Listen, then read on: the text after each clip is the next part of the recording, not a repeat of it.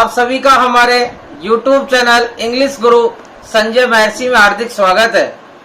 जैसा कि हमने हमारे पिछले वीडियो में पैसिव वॉइस के बारे में स्टडी की थी और मैंने आपको उस वीडियो में बताया था कि असर्टिव सेंटेंस को पैसिव वॉइस में कैसे बदला जाता है। आज के इस वीडियो में हम आपको बताऊंगा कि इंटेरोगेटिव प्रश्नवाचक वाक्यों को पैसिव वॉइस में कैसे बदला जाता है। तो चलिए माय डियर स्टूडेंट्स, हम चलते हैं इंटेरोगेटिव सेंटेंस सीखने की ओर।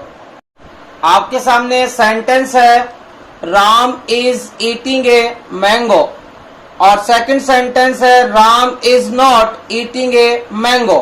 जरा चेक कीजिए, ये दोनों ही सेंटेंस असर्टिव है क्योंकि इनकी स्टार्टिंग हो रही है सब्जेक्ट से और इनके बाद में आ रही है वर्ब।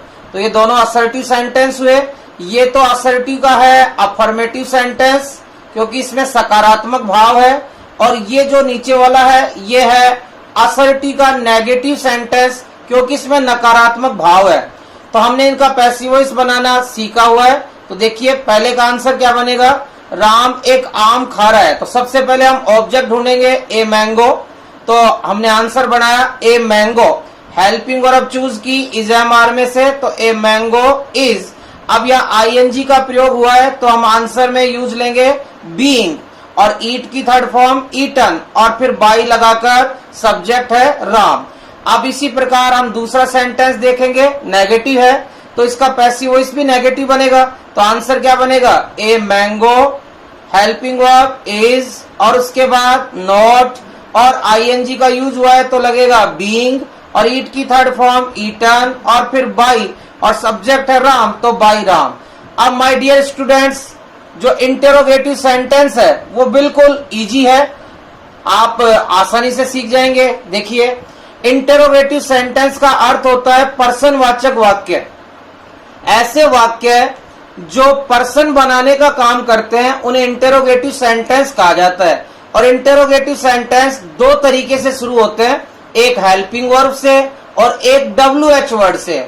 तो जो एक्टिव वॉइस हमारा हेल्पिंग वर्ब से स्टार्ट होगा उसका पैसिव वॉइस हेल्पिंग वर्ब से स्टार्ट होगा, और जो एक्टिव वॉइस हमारा WH वर्ड से स्टार्ट होगा उसका पैसिव वॉइस भी WH वर्ड से स्टार्ट होगा। ये बात आपको बिल्कुल ध्यान रखनी है। तो चलिए पहला सेंटेंस देख रहे हैं हम, is Ram eating a mango, क्या राम एक आम खा रहा है, क्वेश्चन मार्क। तो जरा देखिए इसका पैसिव वॉइस भी पर्सनवाचक ही बनेगा, और किससे स्टार्ट होके बनेगा, हेल्पिंग वर्ब से। तो हम आंसर में यहाँ हेल्पिंग वर्ब रखेंगे पहले। तो हमारा ऑब्जेक्ट कौन है, ए मैंगो।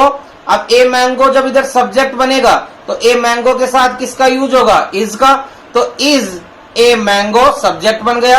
अब हमारा यहाँ जो आईएनजी आपको दिख रही है तो आईएनजी हट करके आएगा बीइंग, और ईट की थर्ड फॉर्म ईटन, और बाई, और सब्जेक्ट कौन है हमारा राम, तो इसका बनेगा ऑब्जेक्ट तो बाई राम, क्वेश्चन मार्क। अब देखते हैं हम दूसरा सेंटेंस। देखिए दूसरा सेंटेंस आपको WH वर्ड से स्टार्ट दिख रहा है, where he is Ramesh playing cricket, Ramesh cricket कहाँ खेल रहा है। तो यहाँ पर जो ये वेयर शब्द है ये WH वर्ड है, तो हमारा पैसिव वॉइस WH वर्ड से ही बनेगा, स्टार्टिंग में WH वर्ड आएगा तो वेयर। अब हमें हेल्पिंग वर्ब लानी है किसके अनुसार, क्रिकेट हमारा यहाँ ऑब्जेक्ट है तो यहाँ इधर लाएंगे तो उसको सब्जेक्ट बनेगा। तो क्रिकेट के साथ किसका यूज होगा, इज एम आर में से इज का। तो वेयर इज क्रिकेट, और बीइंग क्यों लगा, आईएनजी आ रही है इसलिए बीइंग का यूज हुआ, और प्ले की थर्ड फॉर्म प्लेड, और बाई लगाकर सब्जेक्ट कौन है हमारा यहाँ पर, रमेश, तो बाई लगा के हमने यूज कर दिया रमेश, क्वेश्चन मार्क। चलिए अब हम देखते हैं टॉपिक की ओर। माय डियर स्टूडेंट्स, अभी आपने सीखा इंटेरोगेटिव सेंटेंस को पीवी में कैसे बदला जाता है। हमारे सामने दो कंडीशन आई थी। एक पहली कंडीशन थी अगर हमारा एक्टिव वॉइस हेल्पिंग वर्ब से स्टार्ट हो, और दूसरी कंडीशन थी हमारा एक्टिव वॉइस WH वर्ड से स्टार्ट हो। तो अगर हमारा एक्टिव वॉइस हेल्पिंग वर्ब से स्टार्ट है तो हमारा पैसिव वॉइस हमने हेल्पिंग वर्ब से स्टार्ट किया था। फॉर्मूला क्या था हमारा, हेल्पिंग वर्ब हम शुरू में रखते थे और ऑब्जेक्ट को हम क्या बना के लाते थे, सब्जेक्ट। फिर हम सोचते थे कि बी लगेगा या बीइंग लगेगा या बीइंग लगेगा या कुछ भी नहीं लगेगा, इन तीनों में से कुछ लग भी सकता है और ना भी लगे। उसके बाद थर्ड फॉर्म सोचते थे हम, फिर हम ETC एटसेट्रा कुछ हो तो उसको लाएंगे, फिर बाई लगाएंगे और सब्जेक्ट का क्या बना देंगे पीछे ऑब्जेक्ट, और लास्ट में टाइमली वर्ड्स अगर है तो हम उसे लास्ट में रखेंगे और क्वेश्चन मार्क चिन्ह अवश्य लगाएंगे।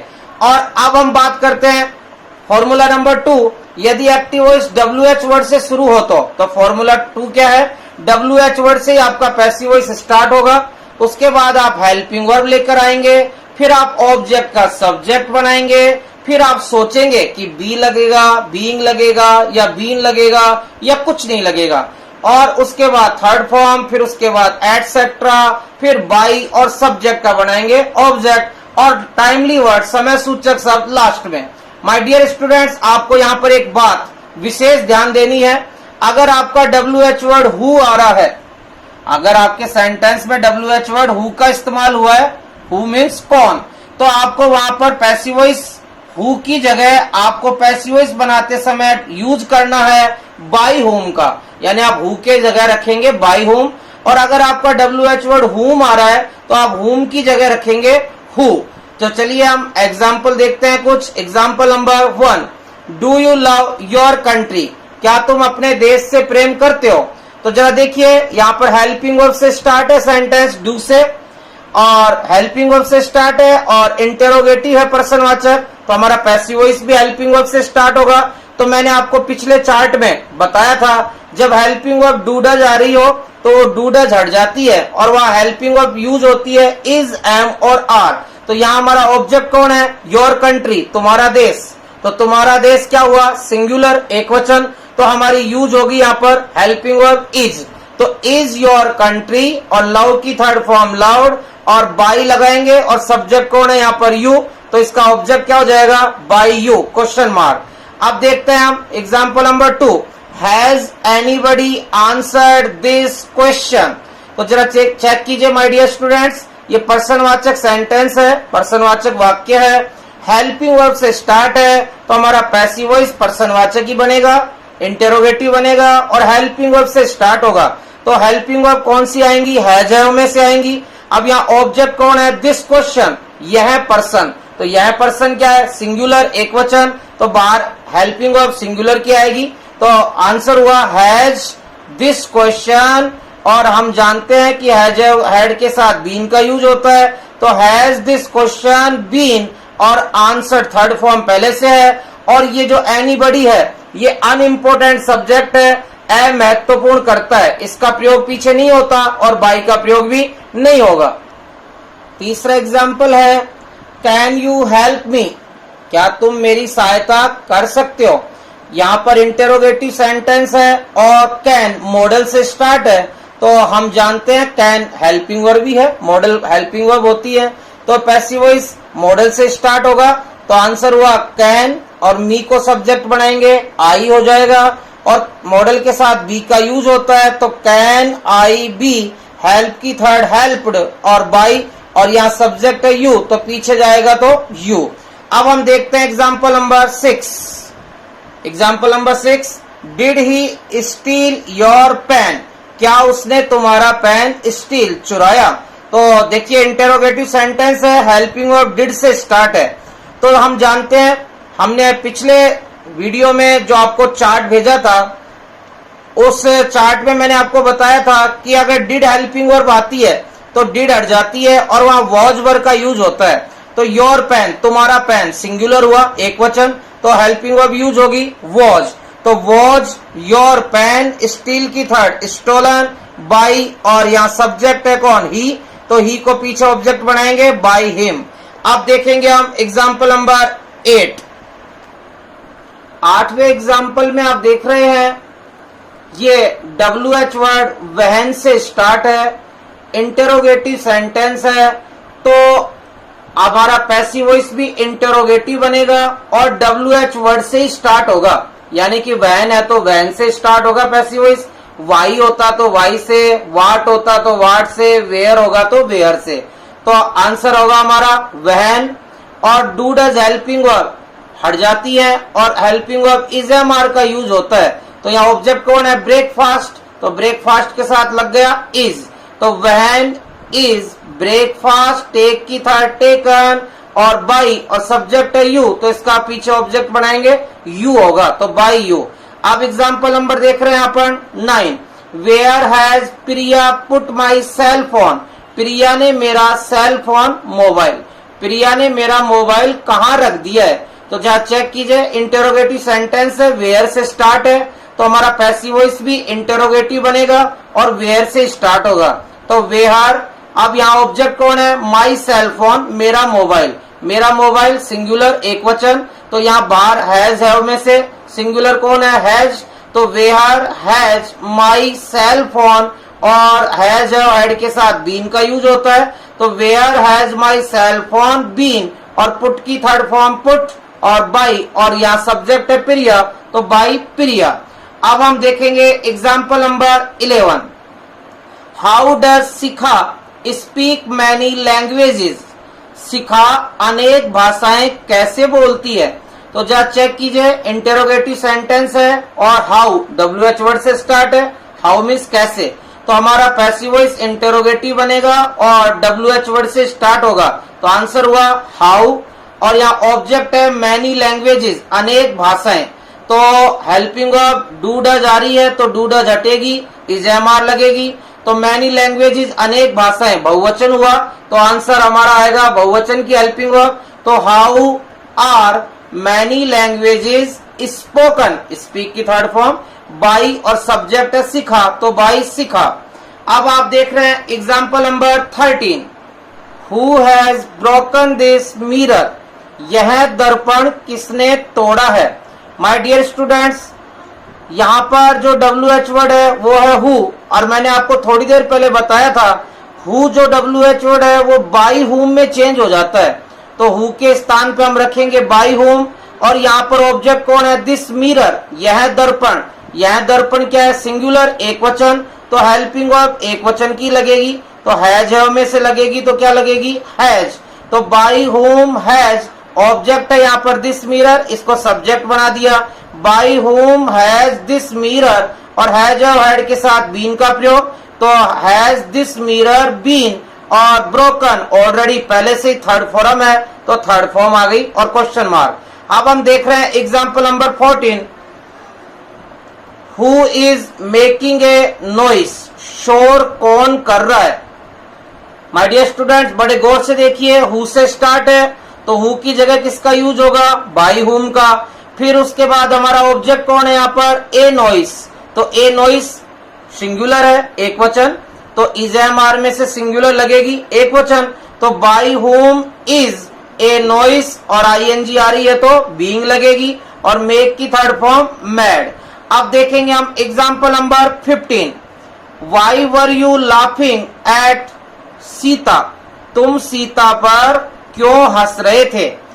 तो यहाँ पे WH वर्ड है वाई, तो वाई का वाई रहता है, बस अपने को दो ही जगह याद करना है, एक हु का और एक हुम का, तो वाई का वाई रहेगा वाही।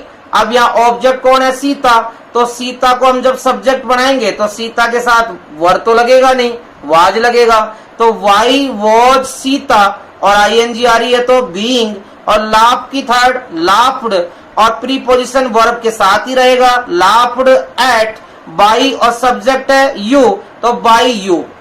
अब माय डियर स्टूडेंट्स हम एग्जाम्पल नंबर अब देखेंगे 16 और 17। 16 और 17 को देखने से पहले मैं आपको कुछ स्पेशल बात बताऊंगा जिससे आप गौर करेंगे। देखते हैं वो स्पेशल बात क्या है। माय डियर स्टूडेंट्स, जब भी आप कोई सेंटेंस देखें जो वाट से स्टार्ट हुआ हो या हुम से स्टार्ट हुआ हो, तो वाट और हुम वाले सेंटेंस में कभी भी आपको ऑब्जेक्ट नहीं मिलेगा, आपको कभी भी ऑब्जेक्ट नहीं मिलेगा। तो ऐसे वाक्यों को आप पैसिव वॉइस में कैसे बदलेंगे, तो देखिए तरीका। आप उसका पैसिव वॉइस जब बनाएंगे तो यहाँ पर WH वर्ड कौन सा है, वाट, तो हम पैसिव वॉइस बनाएंगे तो वाट ही आएगा शुरू में। और उसके बाद हम हेल्पिंग वर्ब कैसे लेकर आए, जब हमारे पास ऑब्जेक्ट ही नहीं है तो हम वहां पर हेल्पिंग वर्ब एक वचन की मानेंगे, बहुवचन की नहीं मानेंगे। तो यहाँ पे देखिए डू डज हेल्पिंग वर्ब हट जाती है और क्या लगती है, इज MR, तो हमने यहाँ पर एक वचन की हेल्पिंग वर्ब क्या मान ली है, इज। तो व्हाट इज, अब यहाँ वांट की थर्ड फॉर्म वांटेड हो जाएगी, और फिर क्या आएगा बाई, और यू का ऑब्जेक्ट बाई यू। तो मतलब व्हाट और हुम वाले वाक्यों में कभी ऑब्जेक्ट नहीं मिलेगा, आप ढूंढना ही मत, मिलेगा ही नहीं ऑब्जेक्ट। तो देखते हैं आप अगला एग्जांपल, हुम डिड यू मीट यस्टरडे, तुम कल किससे मिले। तो यहाँ देखिए WH वर्ड कौन सा है, हुम। अब हमें क्या नहीं मिलेगा इसमें, ऑब्जेक्ट। तो हम इसका पैसिव वॉइस कैसे बनाएंगे, हुम की जगह किसका यूज किया जाता है, हु का। अभी मैंने आपको थोड़ी देर पहले बताया था। अब यहाँ डिड हेल्पिंग वर्ब है तो डिड हटेगी, और डिड हटते ही किसका यूज होता है, वॉज वर्ब का। वॉज वर्ब में से सिंगुलर क्या है, वॉज, तो हम लगाएंगे हु वॉज, और मीट की थर्ड फॉर्म मैट, और उसके बाद बाई, और सब्जेक्ट है यू, तो इसका पीछे ऑब्जेक्ट यू, और टाइमली वर्ड्स कौन है, यस्टरडे। तो ये यस्टरडे कहां लगेगा माय डियर स्टूडेंट्स, पीछे, और क्वेश्चन मार्क। अब अभी अभी आपने सीखा व्हाट और हुम वाले वाक्यों में कभी ऑब्जेक्ट नहीं मिलेगा, आपको अंदर देखने की जरूरत नहीं है, ऑब्जेक्ट नहीं मिलेगा व्हाट और हुम वाले वाक्यों में। ऐसी स्थिति में आप हेल्पिंग वर्ब सिंगुलर की यूज लेंगे, ठीक है। अब देखते हैं हम और example number 16, what do you take in breakfast, तुम नाश्ते में क्या लेते हो। माय डियर स्टूडेंट्स, अभी अभी मैंने जो आपको स्पेशल बात बताई थी, अगर किसी स्टूडेंट को वो स्पेशल बात नहीं पता तो वो 100% इसके पैसिव वॉइस बनाते समय गलती करेगा। वो क्या करेगा, स्टूडेंट ब्रेकफास्ट को सब्जेक्ट मान लेगा और सेंटेंस गलत हो जाएगा। तो अभी हमने क्या सीखा था, व्हाट और हुम वाले वाक्यों में ऑब्जेक्ट नहीं मिलता, तो देखिए कैसे बनेगा आंसर, व्हाट। अब डू डैश हटेगी और हेल्पिंग वर्ब सिंगुलर की लाएंगे, तो व्हाट इज, और टेक की थर्ड टेकन, और ये इन है ब्रेकफास्ट, ETC हो गया। तो what is taken in breakfast by, और सब्जेक्ट है यू, पीछे जाएगा यू। अब देखते हैं एग्जाम्पल नंबर 17, हुम डू यू लव, तुम किससे प्रेम करते हो। तो देखिए ऑब्जेक्ट नहीं है, तो अब इसका पैसिव वॉइस कैसे बनेगा, हुम की जगह क्या आएगा, हु। अब हेल्पिंग वर्ब सिंगुलर की लाएंगे तो इज, लव की थर्ड लाउड, बाई, और यू को पीछे बनाएंगे ऑब्जेक्ट यू। अब देखते हैं example number 19, who teaches you English, तुम्हें अंग्रेजी कौन पढ़ाता है। तो यहाँ पर हु से स्टार्ट है, तो हु की जगह किसका यूज होगा, बाई हुम का। तो बाई हुम, अब यहाँ ऑब्जेक्ट दो हैं, एक तो यू है और एक है इंग्लिश। पहले हम बनाना सीखेंगे यू से और फिर सीखेंगे हम इंग्लिश से। तो बाई हुम, अब यू को सब्जेक्ट बनाएंगे तो यू के साथ लगेगा इज एम में से, क्योंकि यहाँ टीच फर्स्ट फॉर्म है। तो by whom are you, teach की third form taught, English question mark. अब हम सीखेंगे डायरेक्ट ऑब्जेक्ट से बनाना, निर्जीव वस्तु से, इंग्लिश से। तो कैसे बनेगा, बाई हुम इज इंग्लिश, टीच की थर्ड फॉर्म टॉट, और हम इस इनडायरेक्ट ऑब्जेक्ट जो है सजीव, इसको हम टू से जोड़ते हैं, मैंने आपको पहले बता चुका हूं मैं आपको। तो टू यू और क्वेश्चन मार्क। और last example, who killed Ravan, Ravan को किसने मारा। तो हु की जगह किसका यूज होगा, बाई हुम का। किल्ड कौन सी फॉर्म है, सेकंड, तो हेल्पिंग वर्ब क्या लगती है, वॉज वर्ब। तो रावण के साथ क्या लगेगी, वॉज। तो by whom was Ravan, killed की थर्ड फॉर्म किल्ड, और question mark. My dear students, आशा करता हूं आपको इंटरोगेटिव सेंटेंस अच्छे से समझ में आया होगा।